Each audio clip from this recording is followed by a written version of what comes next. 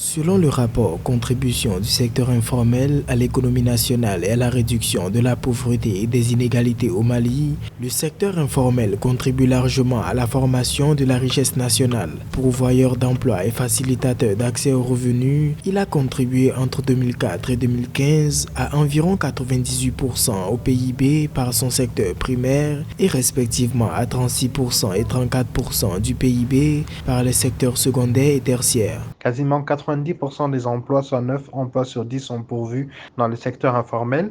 Ces emplois se situent notamment dans le secteur du commerce, des petits commerces, restaurants, petits bars, petites entreprises artisanales. Et il faudrait que ces entreprises qui soient dans ces petits commerces, ces entreprises informelles rentrent dans le secteur formel afin de pouvoir trouver des solutions pour la croissance du pays. Au Mali, le taux de pression fiscale s'est situé à 14,2% en moyenne entre 2014 et 2018 pour une norme communautaire de 20%. Concernant la distribution du revenu, celui mensuel de la production en emploi dans le secteur informel est de 40 515 francs CFA, presque égal au SMIC, 40 000 francs CFA par mois, mais largement inférieur au revenu mensuel des Maliens estimé à 119 400. Je pense que l'économiste Hernando de Soto a bien analysé la situation et recommande notamment aux pays qui ont des économies informelles d'essayer de formaliser leur économie en mettant en place une administration publique, une taxation publique de ces entreprises-là afin qu'elles rentrent dans le circuit de l'économie formelle et de pouvoir avoir des impacts sur les services publics du pays. Le secteur informel au Mali, bien que caractérisé par la précarité des conditions d'emploi et par des revenus plus faibles par rapport à ceux du secteur formel, contribue fortement aux recettes fiscales.